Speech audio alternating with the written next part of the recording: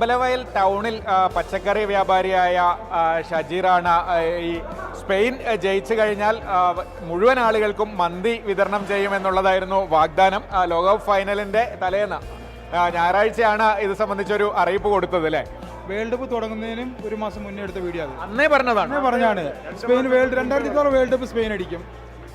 2010 ഞങ്ങൾ അടിച്ചു. വിചാരിച്ച ഫൈനലിന്റെ തലേസാണ് നിങ്ങൾ പറഞ്ഞത്? അല്ലല്ല, വീഡിയോയിൽ എല്ലാത്തിലും ഉണ്ട്. അതൊരു മാസം മുന്നേ ഞങ്ങൾ പറഞ്ഞാണ് വേൾഡ് കപ്പ് തുടങ്ങുന്നത്. അപ്പോൾ ഞാൻ ഓനാ വീഡിയോ എടുത്ത്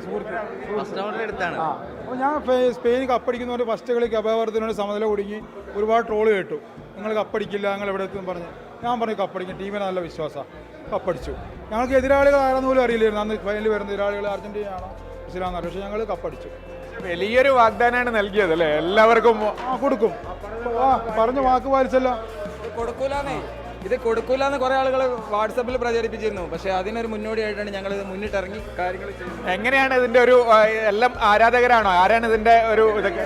സ്പെയിൻ ഫാൻസ് കുറവാ അമ്പലവല്ലേ, വയനാട് ജില്ലയിൽ തന്നെ കുറവാ. ആകെ ഒരു ഫ്ലെക്സ് വെച്ചിട്ടുള്ള ഞാനാ വെച്ചത്.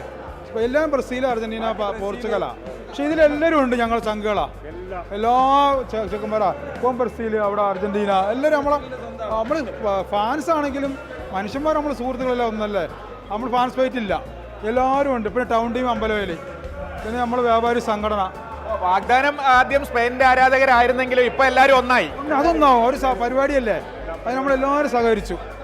അപ്പോൾ അതൊരു സ്നേഹത്തിന്റെ കഥയാണ്, കൂട്ടായ്മയുടെ കഥയാണ്. സ്പെയിനിന് വേണ്ടി ഷജീറും കൂട്ടുകാരൊക്കെയാണ് വാഗ്ദാനം ചെയ്തതെങ്കിലും ഇപ്പോൾ മന്തി വിതരണത്തിന് എല്ലാ ടീമുകളുടെ ആരാധകരും ഉണ്ട്. ലോകകപ്പ് കഴിഞ്ഞു, ആ തർക്കങ്ങളും ഒക്കെ അവസാനിച്ചു. പക്ഷേ ഇതൊരു അവസാനത്തെ ആഘോഷമാണ്, സ്പെയിൻ വിജയിച്ചതിലുള്ള ആഘോഷമാണ്. അതിലെല്ലാ ടീമുകളുടെയും ആരാധകർ ഒത്തുചേർന്നാണ് ഇങ്ങനെയൊരു പരിപാടി സംഘടിപ്പിച്ചിട്ടുള്ളത്.